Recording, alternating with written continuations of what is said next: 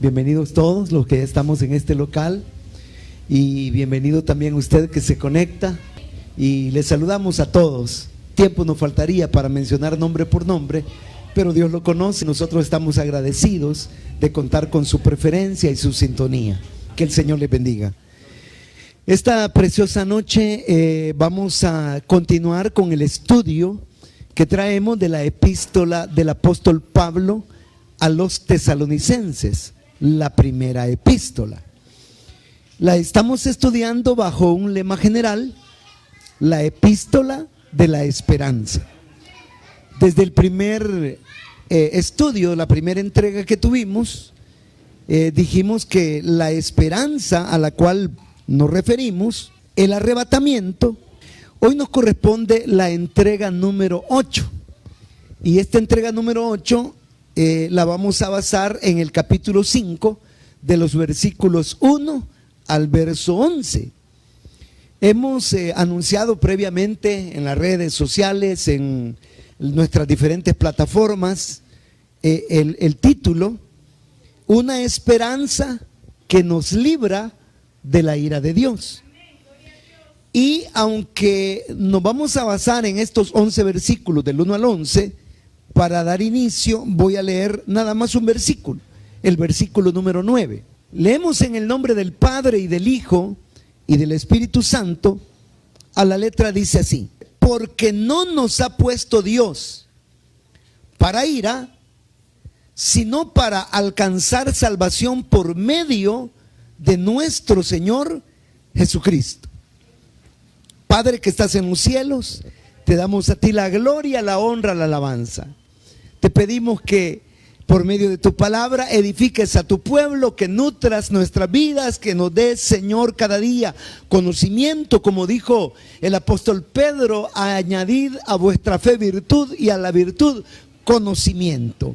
Ayúdanos. Danos, Señor, esa bendición de comprender tu palabra, de atesorar tu palabra, de practicar tu palabra, de vivir tu palabra, de aferrarnos a tu promesa, de esperar, Señor, tu promesa.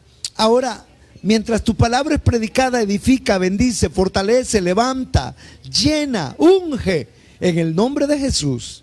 Gracias, Señor. Pueden tomar su asiento, hermanos amados, y usted présteme su atención. Pues el título que hemos anunciado es una esperanza que nos libra de la ira de Dios. Y voy a ser directo: ¿a qué nos referimos cuando hablamos de que esta esperanza nos libra de la ira de Dios? Fíjense, hermanos, que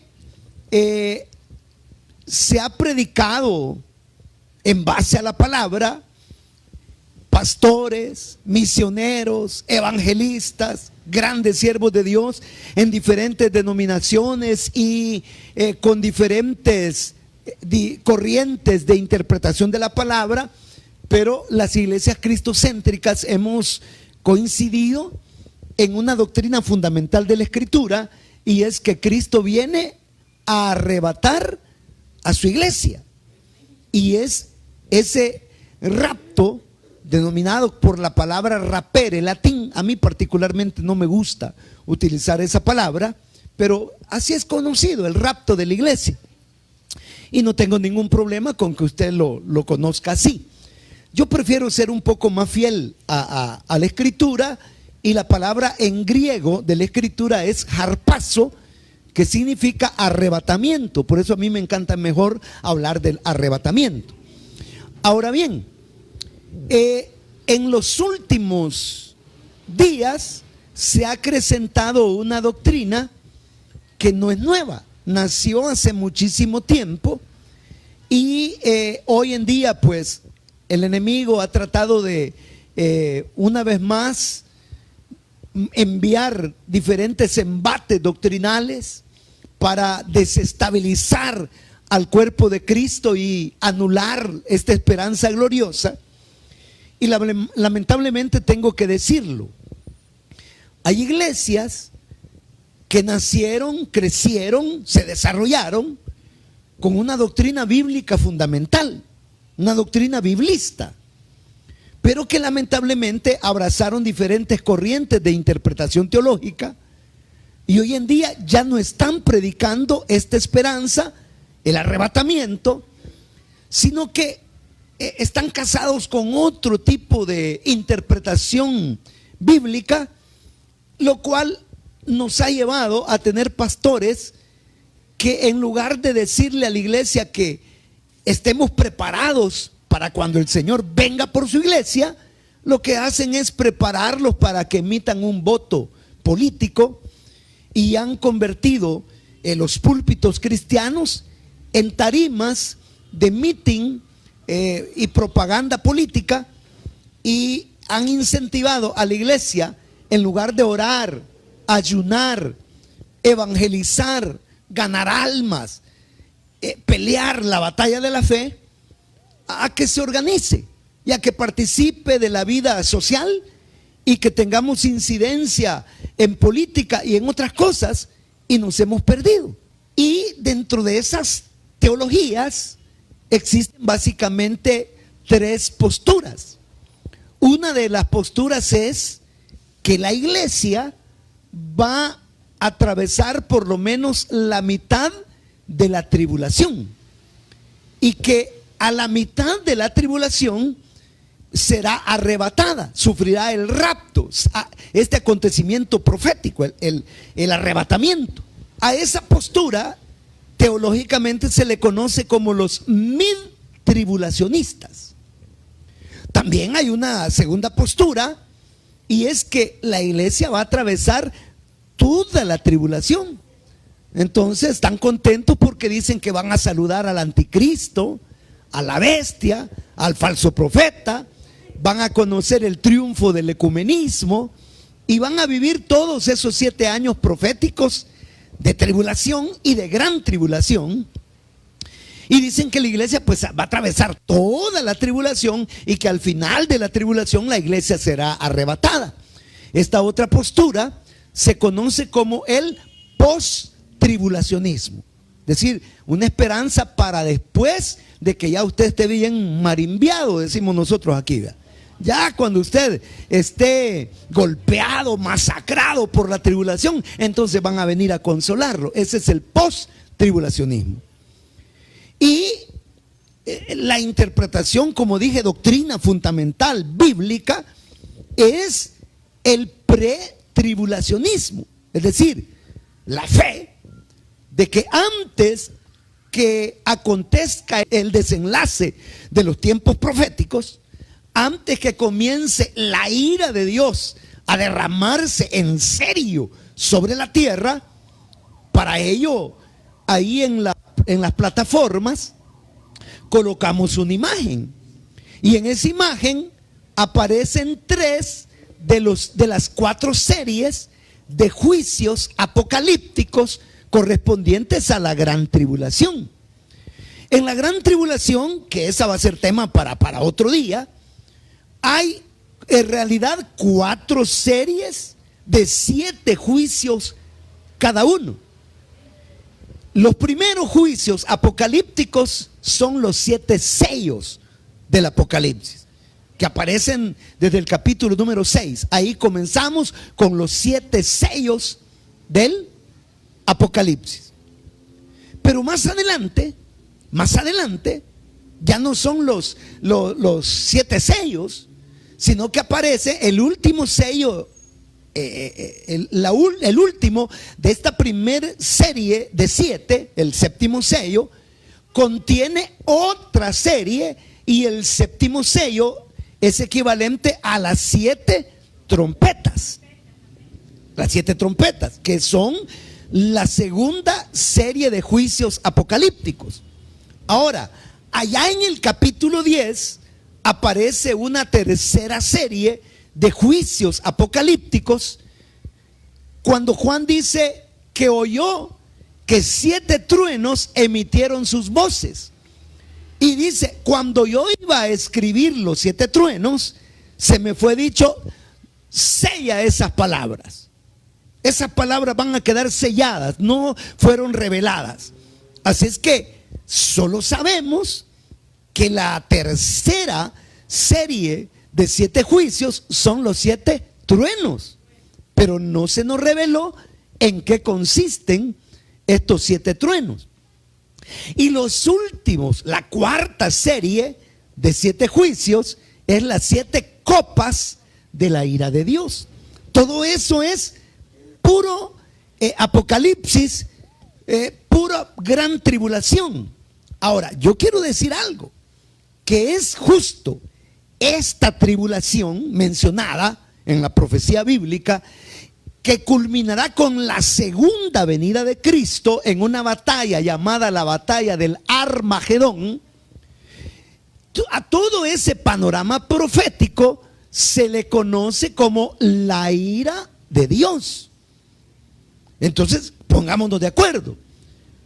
Cuando en esta porción, en el verso 9 específicamente que acabo de leer, dice, porque no nos ha puesto Dios para ira, se está hablando de que esa ira de Dios revelada, cayendo por medio de 4 series de 7 juicios, los 7 sellos, las 7 trompetas, los 7 truenos, las 7 copas, no son ¿para quién?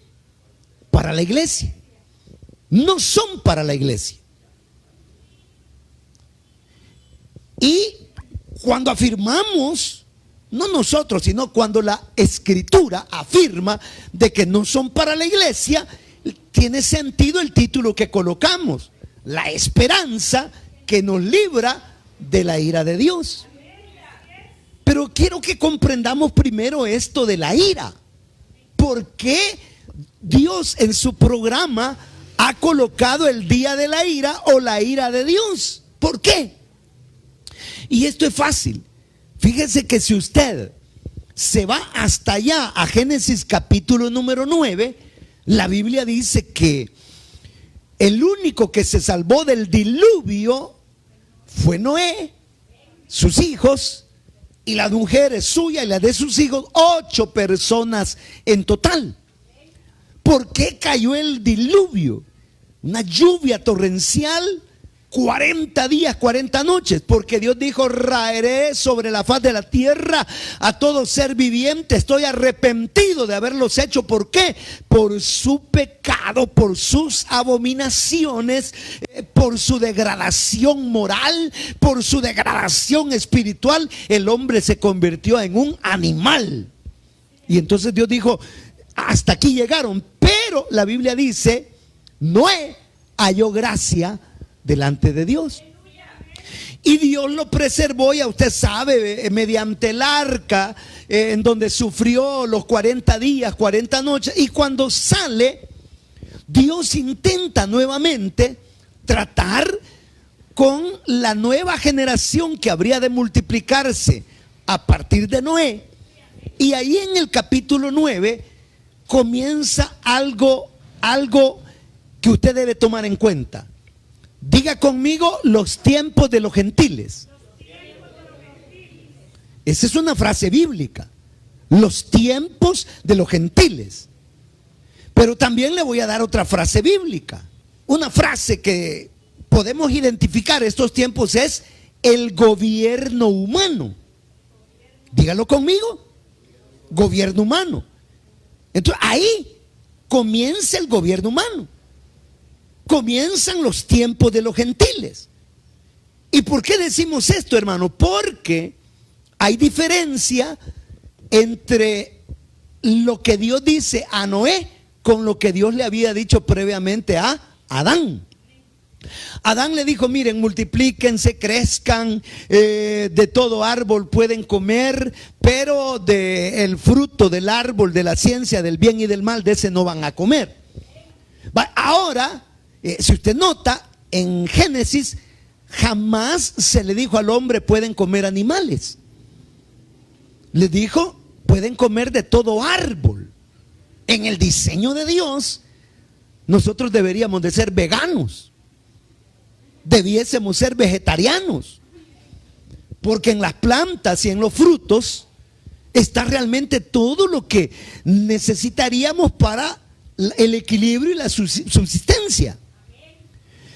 Pero en el 9 de Génesis Dios, el mismo Dios que al inicio les dijo, miren, ustedes solo van a comer legumbres, frutas, verduras, ahora les dijo, de todo animal también pueden comer. Uy, ¿eso cómo está? Y que no es el mismo Dios, ¿cómo no? ¿Y por qué en Génesis, allá con Adán, les dijo que solo vegetales y ahora con Noé les permitió carne? Simple. Cuando Adán, cayó en pecado, inició el proceso de degradación material del cuerpo humano. Y hubo un desbalance en la constitución y los elementos que forman parte de nuestra nutrición. Y hoy en día hay algunas personas que de repente tienen enfermedades y los mismos médicos les dicen, mire, y el médico le receta que coma carne, producto de esa desestabilización de la salud y del equilibrio. Pero eso es producto de la degradación humana. Entonces, como Dios nos vio ya afectados, dijo, estos van a tener problemas, hay que coman carne entonces. Y le dio permiso al hombre de comer carne. Mire cómo es la cosa. Entonces, con esto de comer carnes, al hombre se le dio la administración total de todos los seres vivos sobre la faz de la tierra. Entonces el hombre gobierna sobre toda la creación. Y mire, ¿qué animal sobre la faz de la tierra, en los aires y en las aguas, conocido por el hombre, no ha sido dominado por el hombre? El hombre ha manipulado hasta las ballenas, los monstruos marinos, y se ha enseñoreado de las aves de los cielos y de todo animal sobre la tierra, por muy depredador que sea. Los leones y otros que según su especie son fieros y salvajes, el hombre lo ha puesto en jaulas. El hombre, dicho sea de paso, somos los máximos depredadores de la creación. Y si por algo la creación gime y tiembla y se tambalea, es por su máximo depredador, el ser humano. Entre todos los depredadores está usted, empresario, que está contaminando los aires con esas emisiones de gases. Están ustedes, multimillonarios del mundo, que han dañado los mantos acuíferos con una serie de tóxicos y gases y han contaminado los océanos y las aguas dulces. Ustedes las van a pagar caro porque se metieron con la creación de Dios. Ahora, el punto es que nosotros somos, como seres humanos, los máximos depredadores. Pero luego también se le dijo al hombre ahí mismo, ¿verdad? Se le dijo, vaya, le dijo, el que derramare sangre, el que mate a un ser humano, capítulo 9 de Génesis, lo lee en su casa, lo lee después, tome nota. Dice, el que derrame sangre, por el hombre, su sangre será derramada. En otras palabras, le dieron al hombre la facultad de legislar.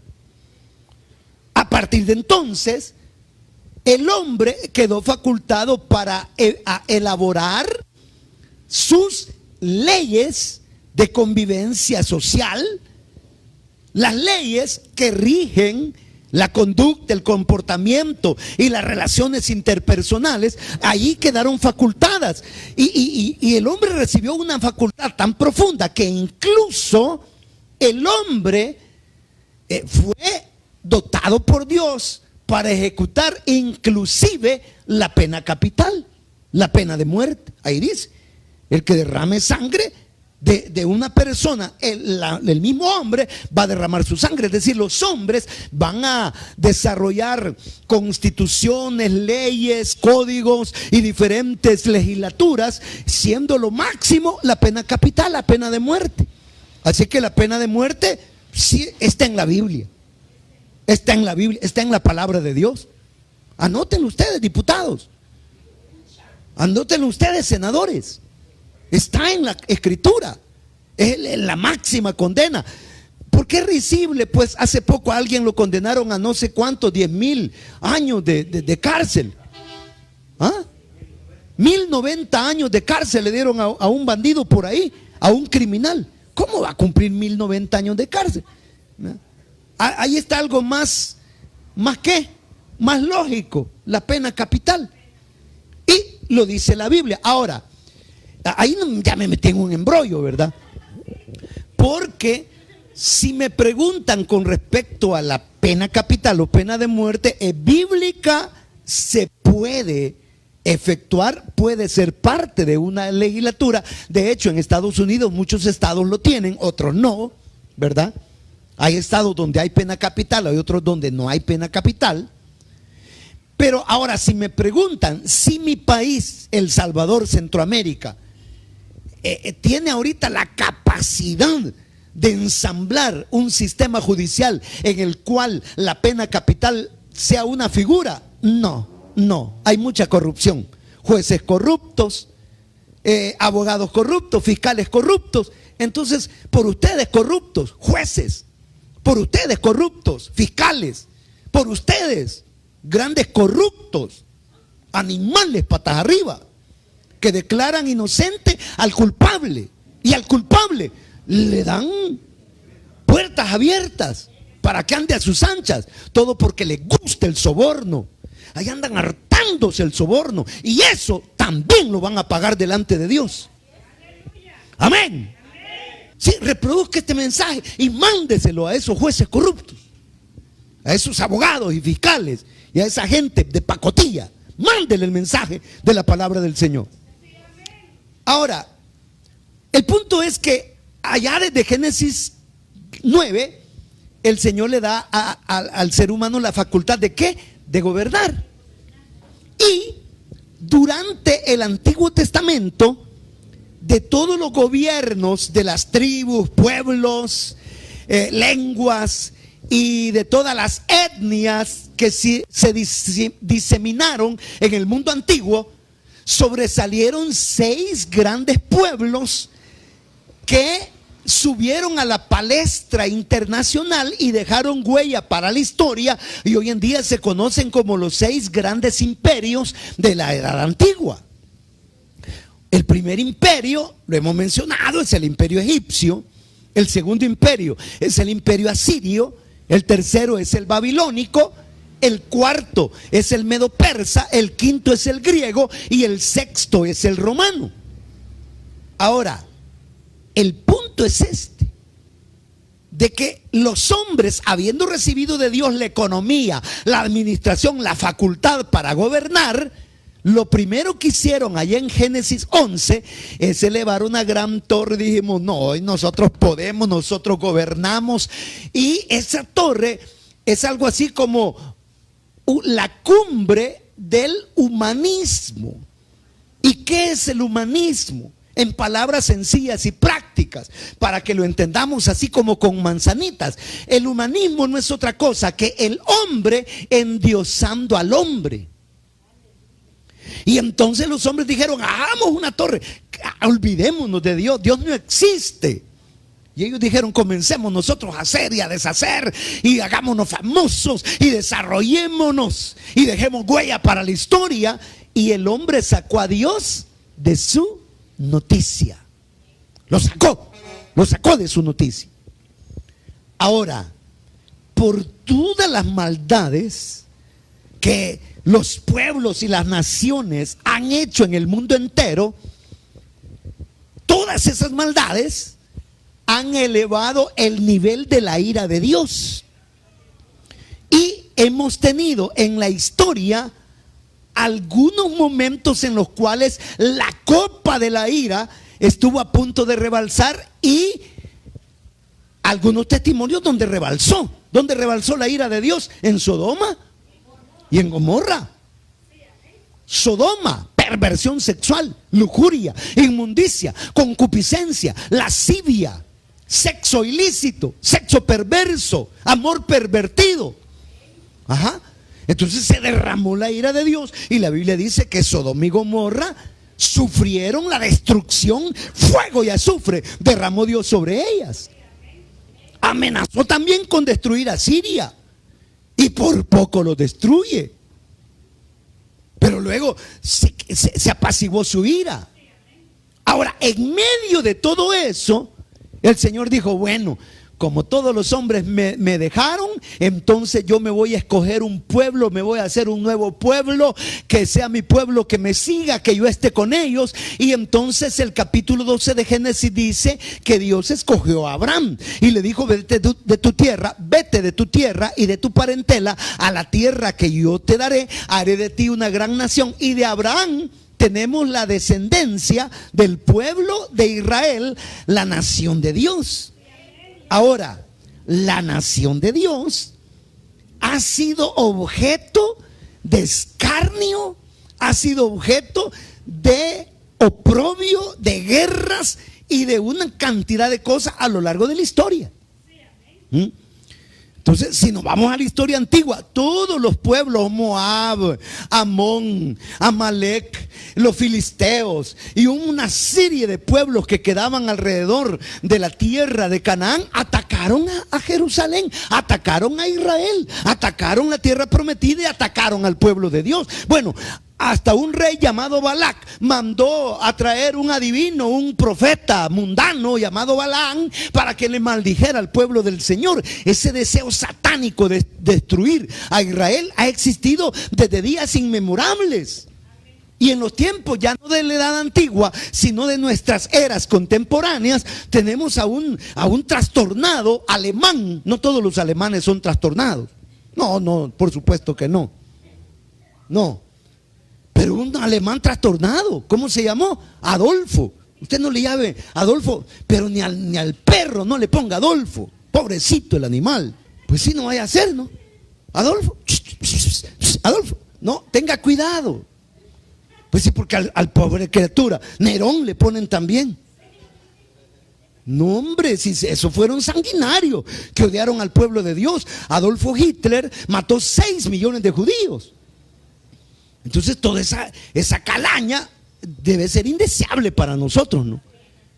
Y se han destacado a partir de 1948, cuando nació el Estado de Israel, diferentes estados y pueblos islámicos que le han hecho la guerra. Y ahí usted tiene riqueza histórica. Usted puede ir a la embajada de Israel, si hay en su país, y pida que le den la historia de ellos, las guerras que han vivido, la batalla del Yom Kippur y otra serie de batallas, el conflicto árabe-israelí y esos misiles Scud, misiles Patriot y una serie de cosas, la tormenta en el desierto y una serie de detalles donde el pueblo de Dios ha sido el objetivo del diablo para destruirlo. Ahora bien, Dios, airado con su pueblo, le dijo: miren, como ustedes se mezclaron con los pueblos y pecaron contra mí, yo los voy a entregar a naciones para que los opriman, para que los esclavicen. Pero eso sí,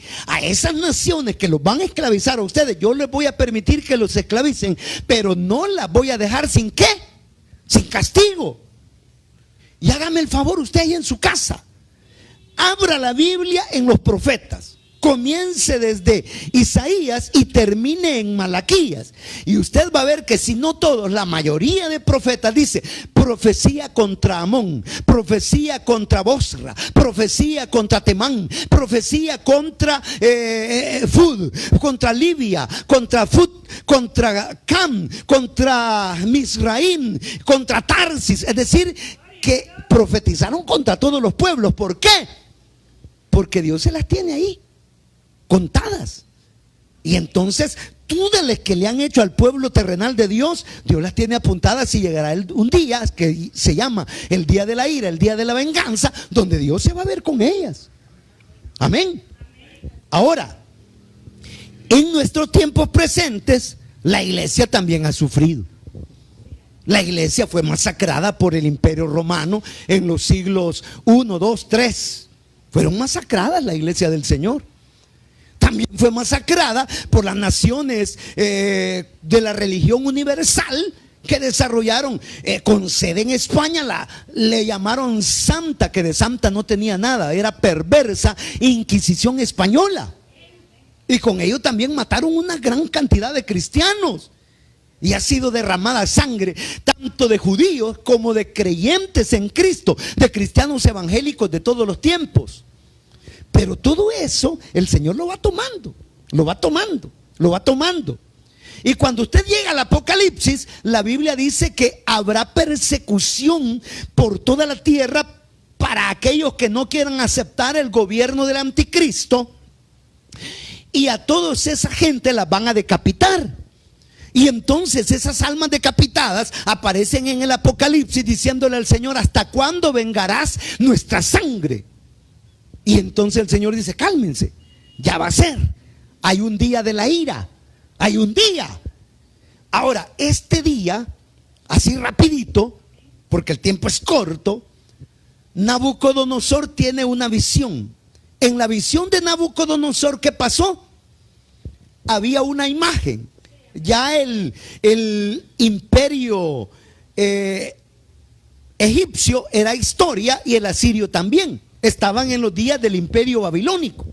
Así que la imagen no tiene los primeros dos imperios, sino los últimos cuatro, reflejadas en una cabeza de oro, imperio babilónico; pecho de plata, imperio medo-persa; muslo de bronce, imperio griego; y piernas de hierro, imperio romano.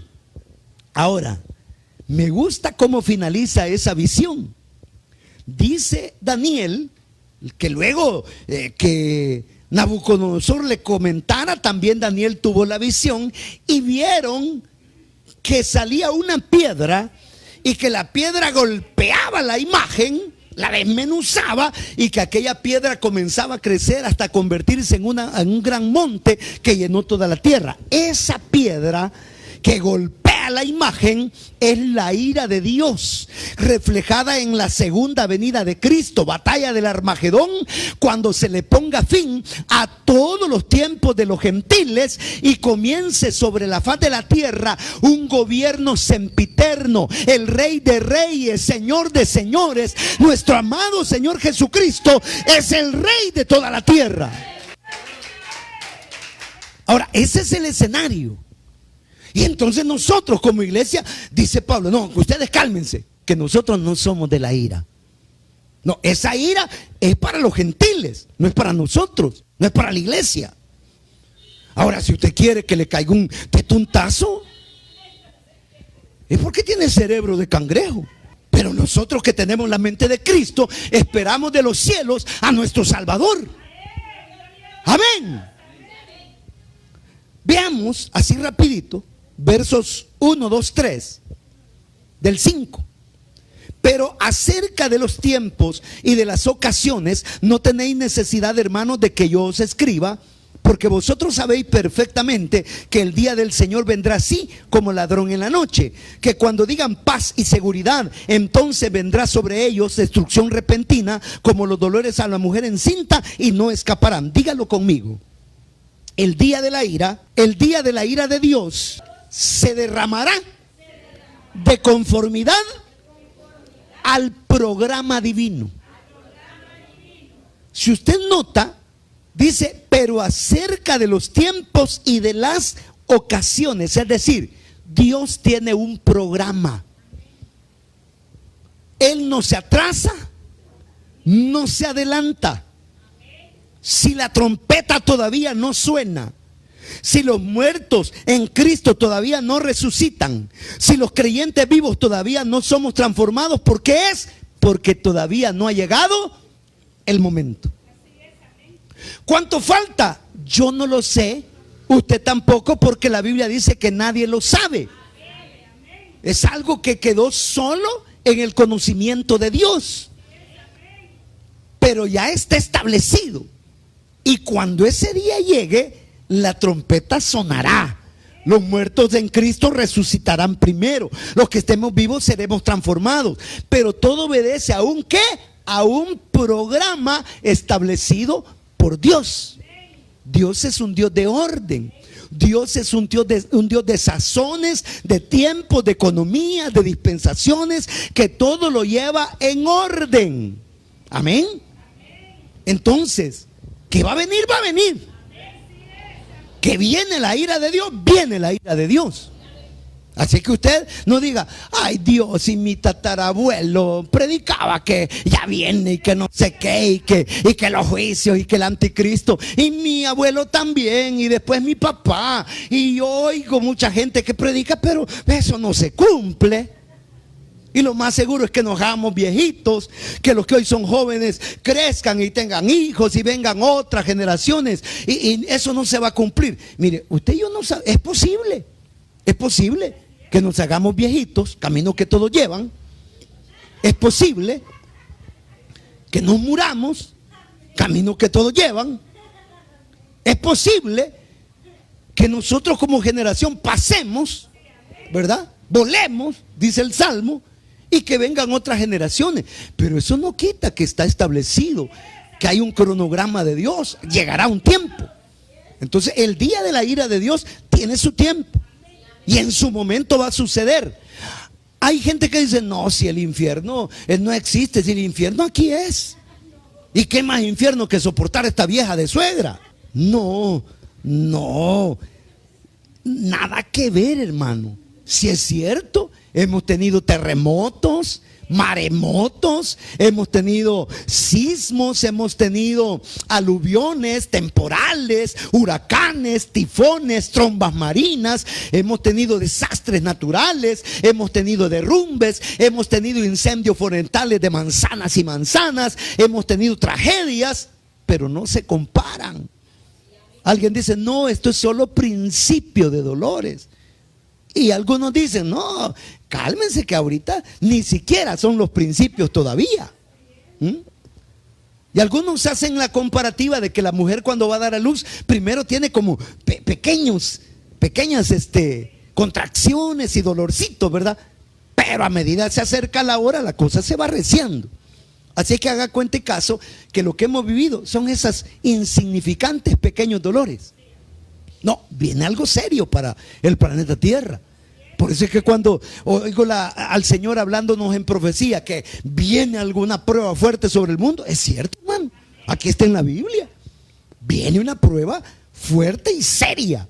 No, esto del el ébola, el SIDA, la gripe aviar, oye, esa cosa del mono, esos granos que andan saliendo, el sarampión o el virus, la varicela del mono. Viruela del mono, no sé cómo se llama, y el SARS, y el ébola, y hoy el COVID. No, hombre, eso va a pasar, vienen otras peores. Mire todas esas enfermedades, cómo lo han dejado a usted. Prepárese, porque la cosa no va a mejorar. Pero todo esto son principios. No, llegará el día, si ahí dice la Biblia que en la gran tribulación va a haber un gran terremoto cual nunca hubo, nunca habrá, ni antes ni después de todos los días de la humanidad. Si dice que todo monte huyó y toda isla desapareció, es decir, que viene un terremotón que le va a cambiar la cara al globo terráqueo, le va a cambiar la cara al planeta. Islas que se van a hundir, grandes volcanes que van a desaparecer. No, esto va a ser serio. Y vienen pestes terribles. Si ahí dice en el Apocalipsis que viene una peste en donde dice que las cuencas de sus ojos, los ojos se les van a deshacer, los tejidos blandos, y le van a dejar la cuenca y el gran hoyo. Imagínense, un sarpullido mortal y maligno, pestes. No, si vienen cosas terribles, viene el día de la ira. Así que no hemos visto nada. Y ahí no va a haber vacuna, que usted se puede poner la primera vacuna, segunda vacuna, tercera, cuarta vacuna. No, ahí no le van a librar las vacunas. Es un chiste para mientras. No, viene algo serio, algo terrible. Entonces la ira de Dios se derramará de conformidad ¿a qué? Al programa divino. 4 y 5, y voy a leer también el 9. 4. Mas vosotros, hermanos, no estáis en tinieblas, para que aquel día os sorprenda como ladrón. Porque vosotros sois hijos de luz e hijos del día, no somos de la noche ni de las tinieblas. Por tanto, no durmamos como los demás, sino velemos y seamos sobrios. Verso 9. Porque no nos ha puesto Dios para ira, sino para alcanzar salvación por medio de nuestro Señor Jesucristo, quien murió por nosotros, para que ya sea que velemos o durmamos, vivamos juntamente con Él. Entonces, diga conmigo, la ira de Dios es un programa en el que la iglesia no tiene parte. No, la iglesia no tiene parte en la ira de Dios. Y se lo voy a confirmar. Mire, abramos la epístola del apóstol Pablo a los romanos en el capítulo número 1. Fíjese que vamos a leer parte del 1 y parte del capítulo 2 para que note esto. Dice así, capítulo 1, verso 18. ¿Qué dice? Porque la ira de Dios se revela desde el cielo contra toda impiedad e injusticia de los hombres que detienen con injusticia la verdad. Por lo que de Dios se conoce les es manifiesto, pues Dios se lo manifestó. Ok, entonces dice que la ira de Dios es contra los hombres que practican la injusticia, la impiedad, es decir, el pecado. Leamos por favor el capítulo 2. Si usted continúa leyendo el capítulo 1, ahí está toda la degradación del hombre. Dice que se encendieron en concupiscencias, pecaron, cambiaron la gloria de Dios, y 3 veces dice que Dios los entregó a pasiones vergonzosas, los entregó a la inmundicia, los entregó a una mente reprobada. Eso lo dice el verso 24, el verso 26 y el verso 28 del capítulo 1. Lo lee en su casa. Ahora, en el capítulo 2, mire el verso número 5. Pero tú, por tu dureza y por tu corazón que no arrepentido, atesoras para ti mismo ira para el día de la ira y de la revelación del justo juicio de Dios. Ok, ¿qué está diciendo? Que la ira de Dios es para los corazones ¿qué? No arrepentidos. Y la iglesia ya vivió en la gran misericordia y amor de Dios esa bendición del arrepentimiento y del nuevo nacimiento. Y si la ira es para los no arrepentidos y nosotros ya estamos arrepentidos, entonces ¿qué? No es para nosotros. Pero mire lo que sigue diciendo en el versículo número 8. Y si usted quiere el 7, dice: vida eterna a los que perseverando en bien hacer buscan gloria, honra e inmortalidad. Verso 8. Pero ira y enojo a los que son contenciosos y no obedecen ¿a qué? A la verdad. Es decir, usted ya obedeció a la verdad, se libró de la ira. Pero si usted rechazó la verdad, entonces a usted le toca, juego le toca, por haber rechazado la verdad. Entonces la ira de Dios, usted tiene toda la razón, es para usted. Le va a caer redondita, la va a agarrar así de frente. Y como anda medio descodalado, tal vez lo nivelan. Pero si usted tiene a Cristo en su corazón, dice aquí, ya la ira no es para usted. Amén. Entonces decimos la ira de Dios es un programa en el que la ira de Dios es un programa en el que la iglesia, no tiene parte. Pero veamos el capítulo 9, el verso 9 y el verso 10 de lo que estamos leyendo, es decir, de Tesalonicenses 5. Mire Tesalonicenses 5, versos 9 y 10, dice: porque no nos ha puesto Dios para ira, sino para alcanzar salvación por medio de Jesucristo, quien murió por nosotros para que ya sea velemos o durmamos, vivamos juntamente con Él. En otras palabras, diga conmigo, Cristo nos libró de la ira de Dios. ¿Por qué es que la ira de Dios, el programa de la ira de Dios ya no es para nosotros? Porque la ira que era para nosotros ya se derramó. ¿Y dónde se derramó? En la cruz del Calvario. Toda la ira que era para usted y la ira que era para mí, allá la derramaron. Si no fue fácil, hermano. Si Jesús fue al Getsemaní y dice que se puso de rodillas y oraba gruesa gota de sangre y le decía: Padre, de ser posible, pase de mí esta copa, pero que no sea mi voluntad sino la tuya. Y dice que grandes y gruesas gotas de sangre surcaban sus sienes y caían, hermano, porque él agonizaba. ese día que entregó su vida. No fue fácil para Jesús soportar toda esa violencia, todo ese asedio y escarnio, y aún clavado en la cruz del Calvario, en su humanidad él gritaba: Eloí, Eloí, lama sabactani, que quiere decir: Dios mío, ¿por qué me has abandonado? Le estaba cayendo toda la ira. ¿Y quién dice eso? Lo dice Isaías capítulo número 53, que Jehová quiso derramar sobre él todo el castigo que era para nosotros. Como cordero fue llevado al matadero, enmudeció y no abrió su boca. Mire, Jehová quiso cargar en él. Lee en su casa Isaías 53, devóreselo. Es un platillo espiritual que usted debe disfrutar para desarrollar fe y convicción en la obra de Cristo en la cruz del Calvario. Entonces Cristo nos libró de la ira de Dios. Amén. Y parte final, versículos 6, 7, 8 y 11. 6.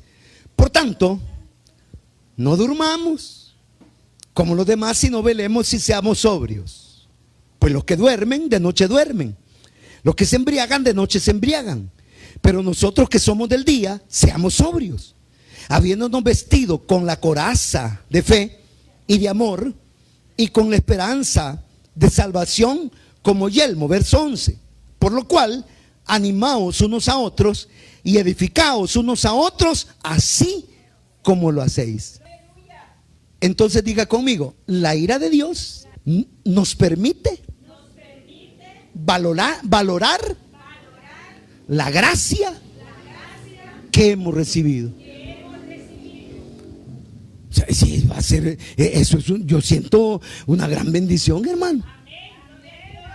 Yo no voy a conocer al anticristo ni al falso profeta. No voy a conocer todos esos juicios, los 7 sellos, las 7 trompetas, los 7 truenos, las 7 copas. Cuando aquí estén cayendo, como decía mi abuelo, los grandes mamellazos, decía él. Cuando aquí estén cayendo todos esos juicios, yo voy a estar en las bodas del Cordero. Yo voy a estar en el tribunal de Cristo. Aleluya. Voy a estar gozándome con los que se gozan. Entonces, ¿qué es lo que, si yo conozco hoy el programa de ira, qué es lo que debe haber en mi corazón? Gratitud. Gratitud. Hay que valorar la gracia que hemos recibido. ¿Y cómo podemos valorarla? Ahí dice: no durmamos, velemos, seamos sobrios. Usted es creyente que se descuida, que anda de carnalón, que anda jugando al evangelio, que se pone la careta para entrar a la iglesia y se la quita cuando va para afuera. No esté jugando, porque la Biblia dice: si no eres frío ni caliente, te vomitaré de mi boca. Ojalá fuera frío o caliente. Defínase. Y no ande jugando al evangelio, ni juegue a las dos caras, ni cometa la tontera de andarse escondiendo de los hermanos. Quiero ver, no hay nadie. Hey, no hay nadie, démosle con todo. ¡Ah! Nadie lo va a zapote. ¿Cómo no? ¿Cómo no? Desde antes Dios ya lo sabía. Dios conoce sus pensamientos, sus intenciones, sus maquinaciones, sus secretos. Aún lo más oculto de su corazón lo conoce. ¿Por qué? Por su corazón no agradecido. Pero si usted tiene gratitud y valora la gracia que hemos recibido, usted y yo debemos de andar en el temor de Dios, vivir en santidad, tratar de poner en práctica y por obra la palabra de Dios escrita, revelada. Tenemos que empaparnos de la palabra de Cristo more en su mente y en la mía, en su corazón y en el mío, y vivamos la palabra y valoremos la gracia que hemos recibido. Amén y amén. Entonces, como decía el título de esta, una esperanza que nos libra de la ira de Dios. Demos gracias al Señor. Padre, gracias te damos por esta noche, por tu palabra, por este estudio. Señor, yo ruego que los que están ahí conectados, Señor, también reciban esta bendición. Hemos compartido, Señor, mucho. Hay textos bíblicos a los cuales hemos hecho referencia, pero yo suplico, Señor, que mis hermanos adquieran conocimiento. E invito a usted que lo oiga una vez más. Este mensaje ahí queda grabado en la red, en la plataforma. Vuélvalo a escuchar una y otra vez con Biblia en mano y edifíquese. Oro por estas personas, Señor, estas almas. Consolida su fe, fortalece su vida. Hay alguien que quiera venir a Cristo. Venga a Cristo, venga, reciba a Jesús. Dígale: Señor, la ira de Dios, yo necesito huir de esa ira. Necesito encontrar en ti refugio de ese día de ira. Necesito encontrar tu gracia y tu misericordia. Venga a Cristo, reciba a Cristo en su corazón. Dígale: perdona mis pecados, lávame en tu sangre. Creo que eres Dios, que moriste en la cruz del Calvario para salvarme, que tu sangre es capaz de limpiar al más vil pecador. Te recibo como Señor, como Salvador. Padre, gracias por enviar a tu Hijo. Dígaselo, dígaselo. Tome nuestro número telefónico, llámenos, queremos atenderle. Será un placer y un privilegio servirle. Esté pendiente de nuestras transmisiones todos los martes, jueves a las 6 de la tarde y domingos 9:30 de la mañana en horario de Centroamérica. Desde Iglesia Centro de Misiones en San Salvador, El Salvador, le bendecimos en el amor de Cristo.